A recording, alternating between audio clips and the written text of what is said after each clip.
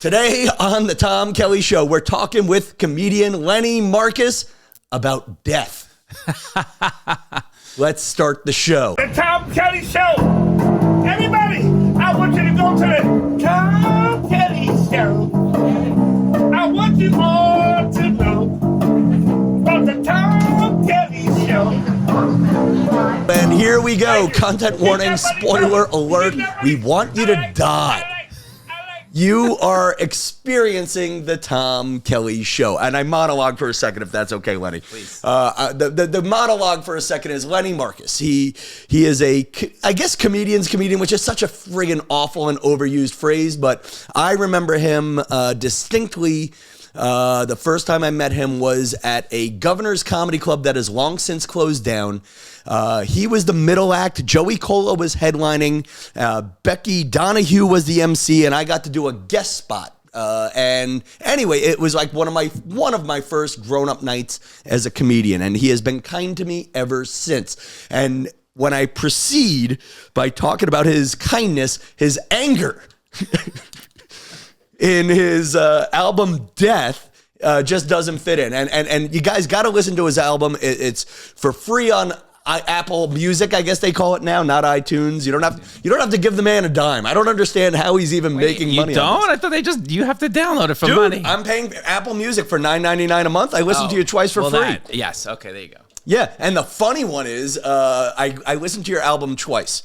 Once in traffic and another time for the interview to just sort of pay attention. Okay. You are now my most listened to artist of 2023 on that Spotify playlist. Yes. Or the Apple Music playlist. But let's get into this hard and quick. Sure.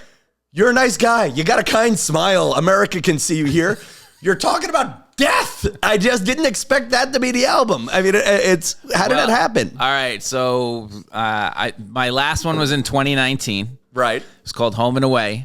A little bit of New York, a little bit out of New York. Okay. And then I dropped that, and then we had a pandemic. I started writing a new one. Right. And then over that year or whatever it was, I just started amassing material. So I basically wrote 2 albums. Right. And one was called Death, and one's called Amuses. Well, in that time, what you're stuck in with the pandemic, it was very frustrating. You're in a political era that's a hotbed. There's a lot of hotbed issues like gun control. Yeah. And, the world's falling apart. And healthcare, people vandalizing on the streets without making this too tough for 2 white men to do a podcast. Exactly. So I had that kind of chunk, which was kind of angry. And you were in Manhattan for the whole pandemic. Manhattan, the whole pandemic. See, God bless you. And you're still married. I am, and the other one was written. The other side of this was written. All the other jokes were written about my wife and daughter because I was stuck with a 1.5-year-old during the pandemic. So now I have 2 albums. This is the one I put out first, Death, and then the other one will be out in February. Now, the good news about any dumb question I ask or joke I make about the marriage falling apart, your wife was in the room, Gina was in the room, and you sounded like you were having fun. She enjoys your comedy. Yeah, she supports you. Yeah. She's on the next album is going to be called Amuses, right? Because my wife and daughter claim they're my muses, and they're on. You'll see the cover. They're on the cover. Is the other one a happier album? Yeah, it's a happier album. It is. I mean, I make fun of my daughter and my wife. If that's happier to some people, if not, sorry, ladies. I don't know. No, but here we are right now because it's funny. You. It's more lighthearted, the other side. No, but but let's harp on the darkness because and people make fun of me in this podcast for being too dark sometimes. But forget it.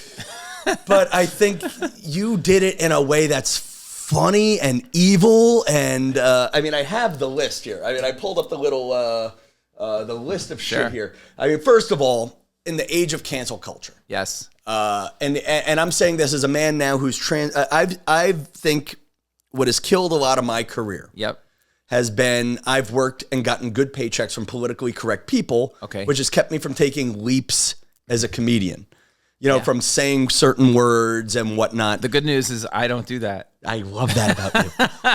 I've made it comedy, you can't have that. It's, I work with Leslie Jones. Yeah. And, she's gotta, while she is never careful, but she knows she's still got to be a little careful because if, let's say, she makes fun of a possible endorsement, they're going to pay. Actually, that's a whole other thing. Yeah. Yeah. So you got to be a little bit more savvy when you're that famous and whatever.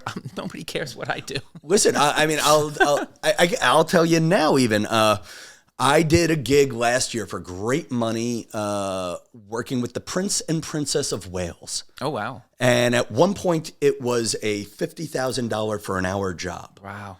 They did not want me when the price was that high. But as the price started dropping, they started going into Tom Kelly territory. That's right. You know, they went from we need Jim Gaffigan down to, well, who can we afford at this rate? That's right. And at one point, I had failed the background check because in 2011, I had strongly worded but amusing tweets.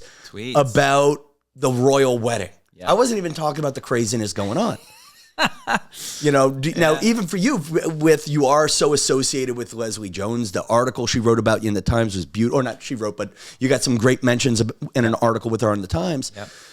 Do you worry about, I don't know, not getting a Chinese food restaurant endorsement, for example, with your chopstick rant? Look, you can do anything if you do it. I like saying, look, there's a bullseye. You know this in comedy. If you miss, it'll be bad. You know? Yeah. If there are some where you're walking the line. I'm walking the line there. Okay. And yeah, I mean, it's a true story. It is, and so you're on the money. Yeah, and then what goes on in your head? I said, she started it. It's one of those kind of things. So I'm just reacting honestly, and it's funny. It's just my honest opinion. So I mean.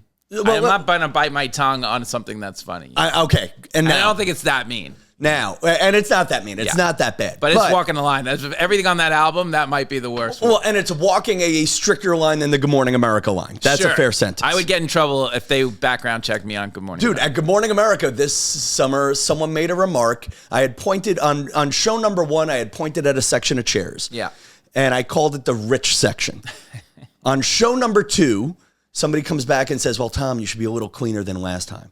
And I'm like, okay, what did I do last time? I thought it was really clean. Well, you were wealth shaming. And I'm like, I can't make fun of the rich here? That's the kind of thing where I can't work there. Okay. Yeah. Now, I have a theory that all great comedians are meant to die alone in a gutter and poor. Like if you're truly great, you're meant to be so free that you're willing. But you're a dad. You have you're married. I'm not that good. I don't know what to tell you. Okay, I'm not that good. No, I mean, look, you have to. I don't want to. I never set out to be famous. That's the difference. Really? Yeah, I set out to be happy. And I tell people all the time, you people out there listening, like if you're trying to be famous, you will go down some weird paths. If you're just want to be happy. That's the money will come. It's enough money, good things will happen. Okay. I have the career I want. Let's put it that way. Okay. That is such a morsel of truth I wanted to say for minute 18. Yeah. Holy crap. So what is the difference? Okay. What does a happy comedian pursue? What does that pursuit look like compared to? I like to do good work. Whatever their jokes are funny. I don't worry about what I'm writing or whatever, I don't worry about any trying to get on those shows anymore, you don't? No, I've done them, Yeah. I've done them. I could write clean. They're not going to let me do that joke. No. For example, on television. So unless I'm doing an hour special, but they would scream at me for that. But it's a true story. So, but anyway, I think you just have to write what you want to write and perform how you want to perform. And, I like to say I get all my anger out through my artwork. Wow. And then as a person, have you ever seen me yell at anyone? No, and that's what I'm saying is you're so affable off stage. Yeah. And you're right, I've seen you perform before, but not in a while. But yeah, I mean, I don't even think I'm angry, to be honest with you. I'm just frustrated like everybody else. You know what I mean? I don't people say, when I come off, the MCs like to say, oh, he's the angriest white guy I know. It's like, what are you talking about? Every joke, to be perfectly honest with you, in my comedy theory, I don't want to go into comedy theory. No, why not? Let's have fun. Well, every joke is angry. The base of every joke ever written if you tell me you give me anybody's joke, it's an angry joke. It's anger. The anger fuels the joke. How they're presenting it might be clean and shiny and squeaky, but there's anger behind that joke. So it just depends on how you want to deliver it. Now, go ahead. Give me any joke of any comics, and if you really think about it, It wasn't written because he was having a good day. Nobody goes, I love my wife. You know what I mean? I love my wife. This is why she's so great. No, you have to set up a conflict in the jokes. So even if it's, she's so great, she does this, they'll backhand compliment it. It's still coming out of something she did to be annoying. No, I was going to rebut you and say, well, my act is all about self-loathing, which is a different form of anger. Yeah, to yourself. No, you're not wrong. I'm trying to find a good, happy joke, and I'm at a loss. Right. You wrote it because you were frustrated or angry at the time, and you present it. When you present stuff like that, hey, he's self-deprecating. Yeah. So it's like, it's not, that's cool. He's self-deprecating. It's funny, you know? Yeah, like I have a friend who jokes about Nutella, but it ends with him being so fat and mad that he loves the Nutella. No, you're not wrong. He's angry at his own fatness. Okay. Yeah. But you get the anger out in your creativity, and therefore you're happy. Yeah. Now, when you write for other people like Leslie Jones, is there anger in her writing? Yeah, of course. She's angrier than I am. You know?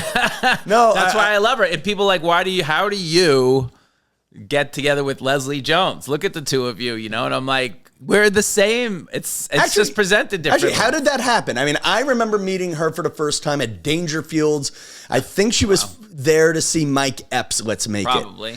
And at that point, she was the oldest first-time Saturday Night Live writer ever. Yes. And we had a great chill powwow about just sticking with it, playing the game. Yep. Of course, her career went a little further than mine, but only a little. I have a podcast. Wait, she has one too. Fuck. But anyway, you get the joke. You get where I'm going with that. But how did your relationship with her happen? Well, you know, you go down to the Comedy Cellar, you'll meet everybody, right? Yeah. And at the Comedy Cellar, I like to watch the Yankees, so that's always on in the summer. And she would come back after Saturday Night Live ends in May and do spots down at the Cellar. And over the years, we had struck up a relationship there, and it was fun. And then she's like, you want to go to a Yankees game with me? I can get good seats. And I'm like, I know those seats. Those are Lorne Michaels tickets, which are right behind home plate.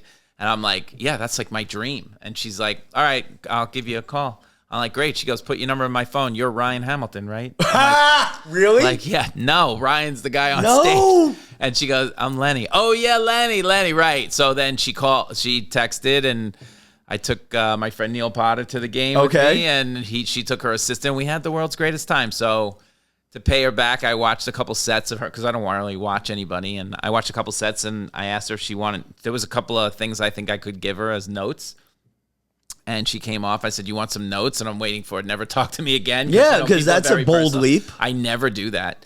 And she's like, yeah, I want some notes, right? And so we sat down. We gave notes. She goes, come on, I'm going around the corner. I'll put them in action. And I'm like, really? Right now? You're not going to think about it? She's like, no, let's go. We put them in. And I went like 9 for 10. Like, amazing results. It wasn't, I couldn't even do that for myself. So, yeah, she's like, okay, who are you? And started asking around, like, who is this guy? And did you dream of being a writer? No, not at all. You wanted to be a non-famous working comic. That's right. I didn't even, look, fame is a thing that's for these people to decide. You people. You know, if people discover me and I'm some kind of, you know, they want to elevate me somehow, but I'm not doing all the work to go, oh my God, aren't I great? I don't have that in me. So, whatever happens. If I did Letterman, I've done Letterman 3 times, you know, I did the Tonight Show. If for some reason, you know, back in the old days, if you did as well as I did on Letterman, your phone would ring and you'd be on a million city tour. And were you still in that chunk of time? Like when you did Letterman, the phone would ring? No. Okay. Not at all. No, okay. It's over. Know. Yeah, no. No, but was that over like when, like, no, but let's own who you are for a minute. Dude, you were big in the fucking 90s. You were big in the 2000s, or big to me. Yeah. Is that fair? And when I would watch you on Letterman and maybe send a T9 text message, good job. Thank you. Would your phone start ringing? No. Okay. It was over by then. And also, to be perfectly honest with you, you know, it's show business, and my theory is I love the show. I'm not so sure I like the business. That's right. So, and it was like, I have no manager, no agent. Still. I book everything myself. I did everything. I got myself on Letterman. I got myself on the Tonight Show. I got myself on, you know, like, so I got myself to the Montreal Comedy Festival, New Faces, but they don't want to deal with that. They want managers and agents. And look, whatever. You don't want to deal with me directly. I don't know. I can't help you. So I'm not playing this little crazy game. It's fine. Well, this. And now it's like you got to post on Instagram, and then you got to post 4 times a week, and you got to show your clips. I'm like, I'll be the Sugar Man. Remember Sugar Man? Okay, no. Remember the Sugar Man? It was a documentary of a guy named the Sugar Man who was like this folk singer back in like the late 60s, and somebody was like pulled an album out, and they're like, he was a hit in like Mexico or somewhere, and he was this huge hit, and they're like, somebody told these people he's alive. What? He's living in like a trailer somewhere. And they found him, and he sold out like arenas, right. whatever. So, and he was living small, cheap, and was he happy in that? He was happy, I think, So I was like, okay, I'll be the Sugar Man of comedy. No, because it's funny. I can't tell if my career is on the way up again or on the way down and up again. You seem to be always doing well. I never see down. Well, down is. But you bounce back every time. Like, I'm not on that show anymore. I'm on another show. Well, right now, so it's a longer in between time than before. And but you're right. Listen, I've had, I loved The View. I gave it up myself. Right. And I was loved there. I would have stayed there forever. But how many times can you say, we're going to be talking about whether or not Donald Trump's an asshole today as a white man? Or just as anybody. I kind of had done it before. Well, then I went to Good Morning America. The cool thing there was it was challenging in that every day was really different. I had to be cleaner. I was a clown. But there were challenges the other way there were actual people who didn't like me at work complaining about my act, about jokes I had told on ABC. I remember, and I went to HR, and they're like, have you ever said blah, blah, blah, blah, blah, blah, blah? And I go, yes, I have. And she's like, well, you shouldn't say that in front of people. And I'm like, well, how about on your TV network 6 months ago? I did that on the show.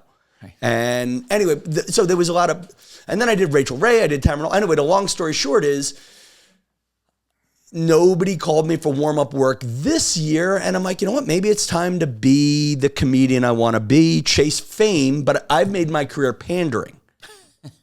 Like right now, I'm big on Long Island in a sick way. Right. You grew up on Long Island, right? What town? Oceanside. Okay, so right now, I had dreams of being on Letterman. Right. And just what you said, Letterman doesn't get you anything. Right now, I'm doing jokes about South Shore Long Island towns, and they're going viral, regionally viral. Hey, and I'm like, but shit, is this what God wants me to do? To do Massapequa Yapank jokes? Like, is this where, so I like what you were saying about chasing the funny. Yeah. But would you chase certain jokes more on if it was shared more? Like you have not gone viral. In fact, I resent you in this special for not doing video. Yeah. Why? No cameras and all? No. Why? Because come see me live. Okay. You want to see it? Come see it live. What? I'm not going to, even if I shoot it, what am I going to do? Post it on YouTube so people, I don't care what their comments are or whatever. Like, I'm not making money from that. So no, I can put this audio, hopefully, on Sirius Radio. Right. And they'll spin it. And I don't have to do anything for anybody. I don't have to do editing. I don't have to post it. I don't have to, I always go back to what will I be happy with? Right. Will I be happy if I post it on YouTube and I get 1 billion comments from people I don't know, good, bad, or indifferent? I'm like, no, that won't make me happy. It's just going to make me in this crazy numbers world. What makes me happy is recording that and moving on to the next jokes, And now, is that whole act burned? Like if I send my nephew, who's a fan of yours, I mean, if I send my nephew Christian to see you, will he see Death? Yeah, he'll probably see a piece of Death. He'll probably see a piece of the other 5 albums I've recorded, and he's gonna see the next one, and a piece of the next one, which Amuses, which hasn't been released yet. So there's a time period. By the time if Amuses gets released in the middle of next year, maybe March, I'll have written another, hopefully 15 good minutes, and I already have, so he'll see a piece of Death, he'll see a piece of Amuses, he'll see a piece of some old stuff, he'll see a piece of some New York stuff that's never been recorded for whatever reason, and he'll see some new stuff. So it's you'll see a little of everything. Okay. Now, this may sound crazy. Yeah. But I kind of liked your album better. Is it possible I liked it better because there was no video? Did that change the performance? Well, think about it. As a man who's been on TV? Radio, Well, I'll say two things on that. Radio back in the day, that it's when people are in their car listening, they're just listening. And then when they go, if they really like, I didn't see Howard Stern for 10 years, right? And then finally when he shows up, I'm like, that's him, right? Yeah. It's like, that's the guy, right? I didn't need to see him, okay, right? I had a whole imagination going. Yeah. So that, like when you're in the car listening to Sirius Radio and I pop up, like finally, eventually somebody go, what does this guy look like? What is he, what's he about? Like, but that, does it elevate me? Did it change your change your performance, not having to worry about your hair or anything like that? With that said, the performance wise, if anything, I cleaned it up a hair. Really? So because there's different channels on Sirius Radio, like if I take out, a curse word here and there, or I just soften it here and there, it might be able to play on multiple channels, a clean channel and the not clean channel, and that makes me more money. So there's a little bit of tactical. And you're making enough on those serious plays that you're caring about it. Yes.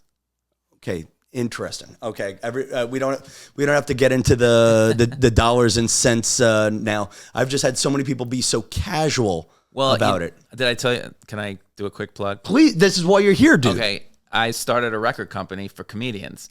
I started a record company. I don't know if you know this whole thing about. I heard something about. I thought it was a podcast company or I knew you were producing some sort of audio company of some sort. I have a record company. It's called Skinny Boy Records. Congratulations! Thank you. And I started it because a lot of these comedians who are doing what you're saying, they'll go to a big company, right? And I don't want to name the companies because they do a good job. I mean, these companies they'll film you.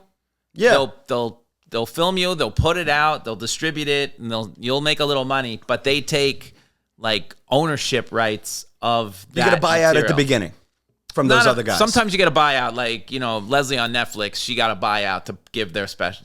Okay. It's enough money that she wasn't needing, but like me, if I put out a special and I put it on YouTube, I'm not going to make that much money. No. But if I do it through one of these big producers that are out there, they'll split the revenue with me, or they'll recoup their money before I even see any revenue. So audio wise, for Sirius Radio, they're taking half the audio rights in a lot of cases. So I have been self-produced my whole career. I'll go into a club, I turn on the recorder, just like we're doing here. Yeah. I record it. That's what you're hearing. And the Comedy Cellar will record you. They'll send you the tape for free.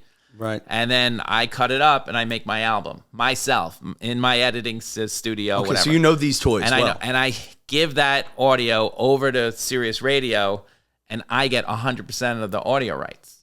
So while other comics, if they're giving it to Sirius Radio, are only getting a percentage of that audio rights. So for Death, you own 100% of those. 100%. So for other comics, I got tired of other comics. You have to now have a label to give to Sirius. You didn't before, but now you do, because that's a whole nother story about a lawsuit. I'll send you a link. One of these companies got into trouble, and now everybody has to send it in with a label. So I'm like, okay, can I be a label? I started a company. They approved the company. And now comics come to me who have been independent their whole careers. Right. And I take as small a possible percentage I can get. It's a community service, basically, just to get them on Sirius Radio. So I help do that. So they get 99% of their audio rights. So. Okay. Now, because one of the things we talk about here on the show is growth and evolving from just doing the same shit all the time. You evolved a little bit by EPing all this Leslie stuff. That's right. Is helping other comedians part of your path? Well, I mean, is it bringing you joy? Is it bringing you happiness? It is. So it is. Like people who, like you, like, right. Where's your album? You know what I mean? Where's that album? There's no reason you shouldn't go into a room yourself. You have equipment sitting right here. Record this album in one of these comedy clubs, like in Long Island. Right. There's a bunch of them. Get them, even if you have to pay them, can I have the audio? Can you tape this for me? Some of them have setups. Yeah. And a lot of them are now getting in this business. Well, they'll take half your rights. I'm like, no, just pay them the flat fee for the night. You'll take it. You'll cut it up. You'll give it to me. You and I will get it into Sirius Radio, and you'll make the money, not them. Okay, you don't have to name anybody, but or maybe you can. Sure. Has anybody changed after going and releasing an album with you? Have you done any yet? Yeah, I have 25 people. Okay. Like Ted Alessandro did basically his whole catalog again because it got taken off of Sirius because he got entangled in this crazy lawsuit. Okay. With this another company. And so he had to go in and So re-record he everything. Taylor Swifted it. He Taylor Swift. That's one way to get around it, to Taylor Swift it. And yeah. And so he did that, and we got it back onto Sirius Radio so he can make some money. Wow. He's got a wife and 2 kids. So I'm like, Okay. what is this guy going to suffer the rest of his? No, and now talking about your growth and happiness and keeping this a little bit personal. Sure. Does bringing him that much joy? Of course. Yeah. And not only that, here's the craziest part of the thing. Because he's the real deal. Let me tell the audience a quick Ted Alessandro story. Sure. Ted Alessandro is the most leftist effing comic you'll know in your life. He made headlines for being down at the Wall Street when people were squatting on Wall Street. What was that called? Occupy Wall Street. Yeah. And you know what? And on the surface, if you don't know him, you would say, "Oh my God, this is a guy doing this stuff for headlines." Right. And then one day, and this is Eric Garner, so it's pre-label Black Lives Matter. There was a candlelight vigil. There were actually 3 waves of it where people just walked up after the verdict. And we don't have to get political about what you thought of the verdict or whatnot, but talking about how his money is where his mouth is, no cameras, no fame, and there's a giant candlelight march for a black man who got killed by the police. And there's Ted Alessandro just with a little candle, quiet, nobody talking to him. And that's when I said, you know what? I will listen to, even if I don't I will do whatever he said. He's the real deal. And look, politics aside, he's the greatest. Yeah. You know what I mean, he's the sweetest man. His heart's in it. Totally. So now for a man who had his body of work taken away from him. Yeah, it wasn't pretty. For Ted very rarely gets upset, but I got to see it because it's like, you took money away from him. He's got a family. Well, and money, and also, frankly, his connection and his relevancy. Yes. So now, let's correct that. Okay. But also when I was with this process, the weird part of this is, we're getting albums into Sirius Radio and getting these people back on Sirius Radio or whatever. But also, do you know that there could be money out there for you? I sound like that guy in the commercial. You ever see that commercial? There could be money waiting for you. But over the years, there's, if you've done Gotham Access show or whatever, you signed away all your rights to that as to your residuals and whatnot, but only as the owner. But there's artist rights. So there might be money for if you did those shows. Are you a comedian? I went back. I'm going in for people and going, all right, let me go see if there's any money for you. So some people just didn't go in and get. There are tracks that are being played by another company, but they don't get the artist rights. You get the artist rights. So if you sign up correctly, you'll get a little money. So it's like, I'm actually finding money for people. What was your background before comedy? Were you going to always be a comedian? No, I was a systems engineer. Okay, so I knew there was something nerdy, but not law. I was the systems engineer for like 14 years, advanced systems. I worked for EDS, Electronic Data Systems, which was, ready? Ross Perot. Do you remember Ross? I love Ross Perot. So, I worked for Ross Perot. You worked for Ross Perot and what was your major? Computer science or something? Computer science, math, computer science. So now, do you have a legal understation of this stuff, or are you hiring lawyers to do this sort of stuff? I have a lawyer and an accountant. So Skinny Boy is actually not so skinny. Well, I hire them. It's just me. I've hired them to do the contracts. I've hired them to help me figure out, is this legal? Can I do this? So, but no, it's me. As far as forensic accountancy, no, that I learned how to do. It took me. I was like, what is happening? This is a skill. Yeah. Well, everything. Look, I took my computer science career, and when when you're a stand-up comedian, let me explain this. When you're a stand-up comedian, the first thing you got to do is get a tape so you can get work. Yeah. So this goes back to when there was like VHS. So you learned how to audio record and video record to chop it up to, because you had to hand the tape. Back then, you had to hand the tape to, so now, I've had to make video links to send people and go, now I just send them my Letterman. Like, is this good enough? Yeah. But people have to send video links and tapes, and I've had to cut audio. So I cut video. So you've been developing these skills the whole time? The whole time. Okay. So I went into filmmaking, I learned filmmaking, I learned, But without education. None of it. Okay. Let's tie this all into a coherent interview here. Sure. So now, pandemic happens. You're in a 1-bedroom with an 18-month-old child and your wife. Yes. Were you doing Skinny Boy at that point or no? No. Okay. You're alone. You're EPing all this crap with Leslie. Yes. There had to be a loss for you in the pandemic, and you're in a exposed brick prison in somewhere in the West 70s. Yes. So what I did. Well, a couple of things happened. One is I just started making notes of all the jokes I will do if I ever get back on stage. You know, there's a lot of concepts. See, okay, I gave but up just, on that. but Okay. just believe me, I didn't write a joke and I didn't perform a joke for that year. But I had a lot of Post-it notes of possible things that could be something. I was too busy taking care of my daughter. Okay. Because my wife was still working. Oh, she was from home. Oh, that alleviates some fear. Yes. So, and also I didn't have it that bad because. We were working Supermarket Sweep with Leslie. We were working on that show. It stopped. We were about to film it when the pandemic hit.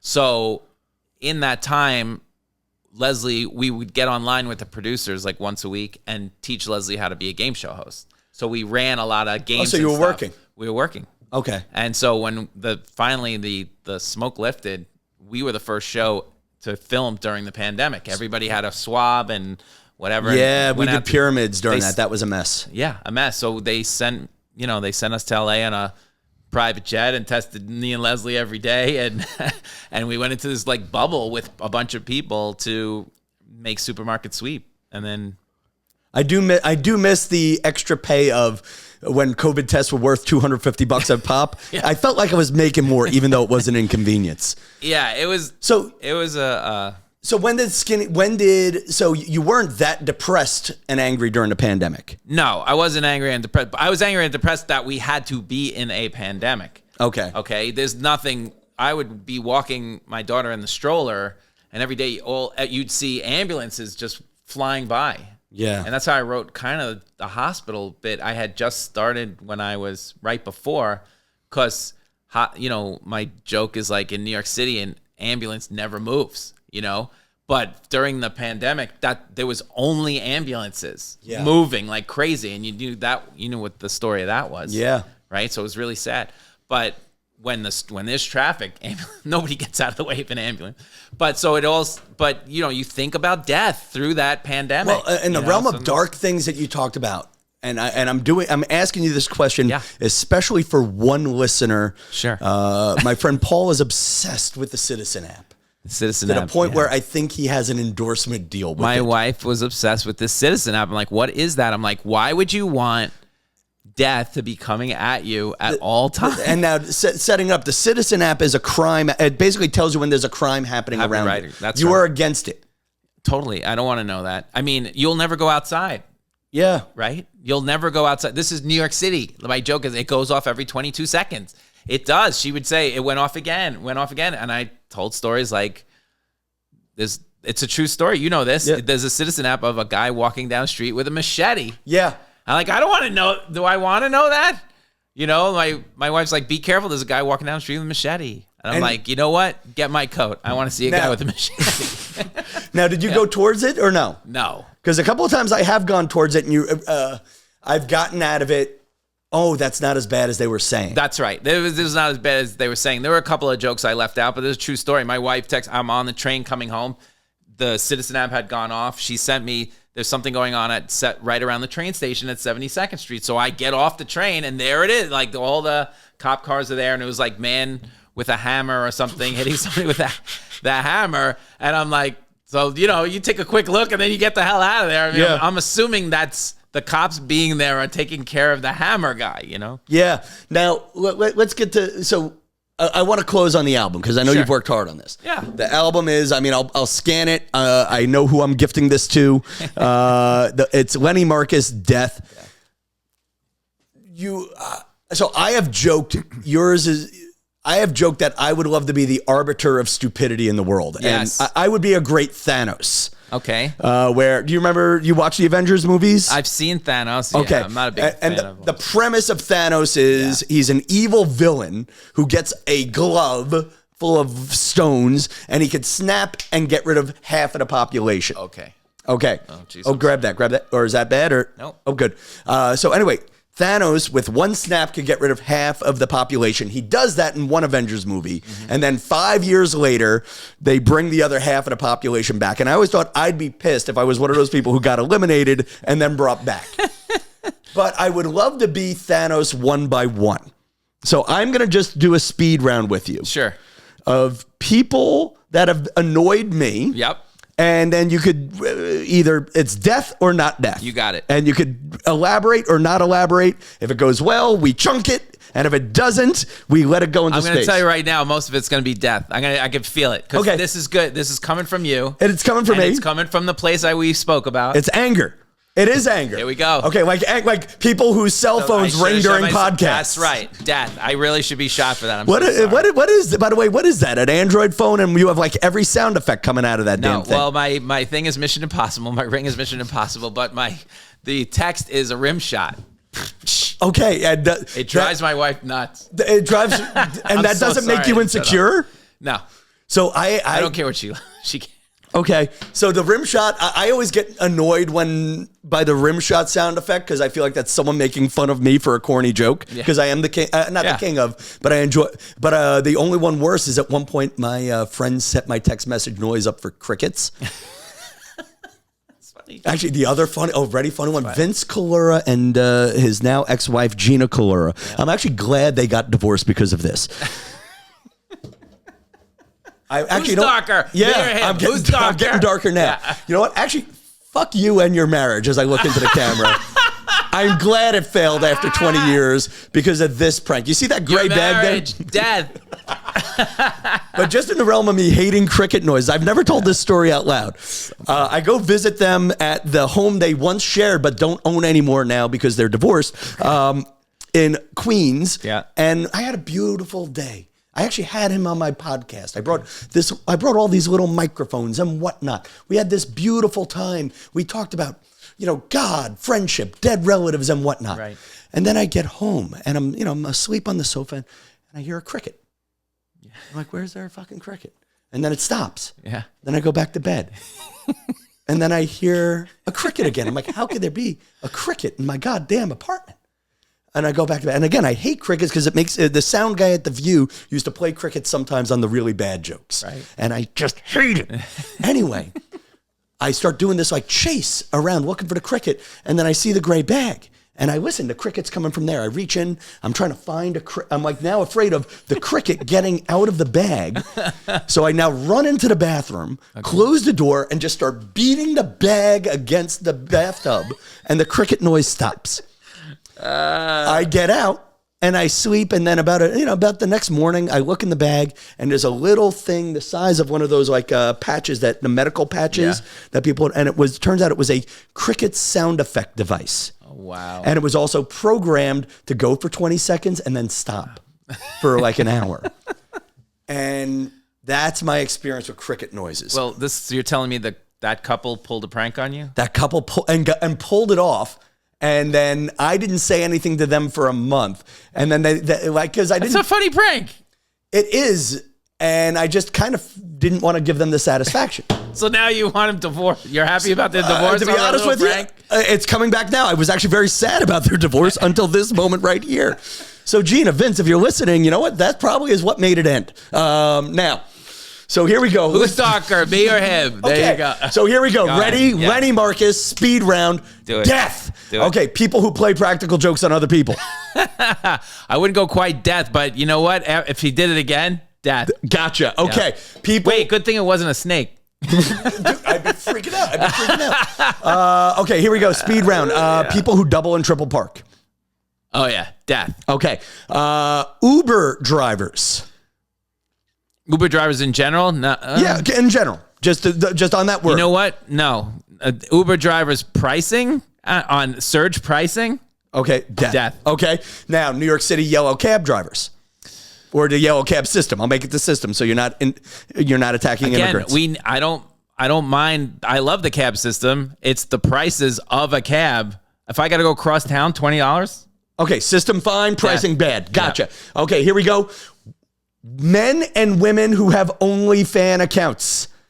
Good for them. No. Creators. Okay. Let's rephrase. Only fan content creators. Death or no? No. Okay. Only fan content consumers. No, they want it. Okay. People who watch more than 1 hour of cable news per day. Oof. That's rough. Death. Any network. Any network. Across the board. Good. George Santos. Death. That guy's horrible. Kanye West. Death. Racist. Okay. Taylor Anti-Semite. Swift. Loved. Come on. How do you not like Taylor Swift? See, that was my test of your anger. No. There you go. Perfect. That's it. No. There you go. Yeah. All right, folks, the anger. I'm sorry. The album is Death, and the anger is in it. I would tell you where to find Lenny Marcus on social, but it sounds like he'd prefer you didn't. You can. Lenny Marcus, NYC. All right. On everything. And buy the album. buy the album. Don't just stream it so he gets a penny. Or come see me live. Yeah, buy the album. You have any big ones coming up in December or January?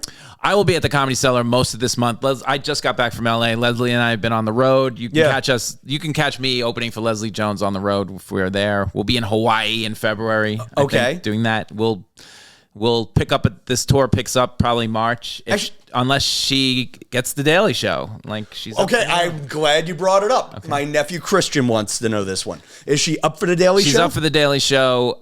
They're deciding. I can't give you odds on that. There's a lot of people that are up for it. A lot of great people. Yeah, there's a lot of great people. So I'm kind of rooting for her because I think her voice is different. What would make a Leslie Jones Daily Show different than another comedian? Oh, well, she means it. I mean, She wants to make sure that people vote. Like it's a really important thing to her. And I think she's passionate about a lot of different subjects. You know, you can read jokes or you can be passionate about your jokes. You know what I mean? And she lives it. She walks the walk and lives it. Yeah. Now, is the Daily Show right for her or should it just be a Leslie Jones show? Both. Gotcha. You know, I like that. She's a huge I think the Daily Show would be lucky to get her, and I think it needs to evolve, and she'd be perfect for it. She might be too big for that show. Well, that was the other one. Yeah. Is she too big for it? I mean, she's in Ghostbusters, goddammit. You know, like she's in big movies now. But this year coming up, especially, we've talked about this. You know, Donald Trump is running for office. You know, and as far as I'm concerned, sorry, people out there, whatever your political views, I don't think that guy should be president of the United States. So I think it's very important that we have an opinion, on that, and we can get it through the Daily Show. Okay, I love that. Now, got one political thing.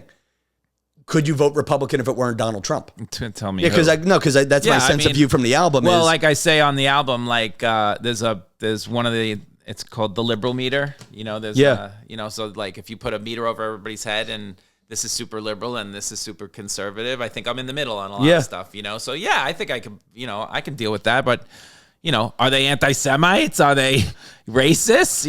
Are they? Are they pro-gun? Like if pro-gun, a lot of stuff I don't like. And everybody's got their own what's good for everyone. There's people who use guns all the time. I'm just not one of them. You know? And I don't really believe everybody should have a gun. So. No, but it's funny to see your politics go back and forth. It goes back and forth. Homeless people, we got to do something because I don't want it in my face all day. So that's pretty conservative. Yeah, definitely the dangerous ones. Yeah, no, that's what I'm saying. Yeah. So it's like my meter goes like this in the middle, but I think if you're too this way, that's where the joke. Dude, I did not expect this to be such a fun interview. I'm glad you did it. It was a lot of fun. You heard it. Listen, folks, let's do a quick magic mirror. Magic mirror time. This is where I just name one person I know who listens. Okay. I am going to say hi to off the top of my head. I am saying hi to John Smith. I know I said hi to him again last week, but it's the only name I could think of. John Smith, comedian in California. Yes, your name is John Smith, but he's a real human being. It is. It is. All right. And wait, do you have an album, John Smith comedian? Well, wait, actually, you know what? Let me. I know this is stupid to do after I mounted the landing. Yeah. But what do I have to do to record? Just record and give it to you? Yeah, record it. It's got to sound quality's got to be good. Record it, give it to me. Well, if you like it and the audience likes it, why wouldn't you submit it? And then they can reject it or accept it. And all you need is the audio. All you need is the audio as an album. I know you love this pretty face, but all you need is the audio. No, you've got me thinking about it. Now. Yeah, you've got me thinking. You've got me thinking. All right, folks, that's the story. Show love where love can be shown. Have a great week. Good night, New York.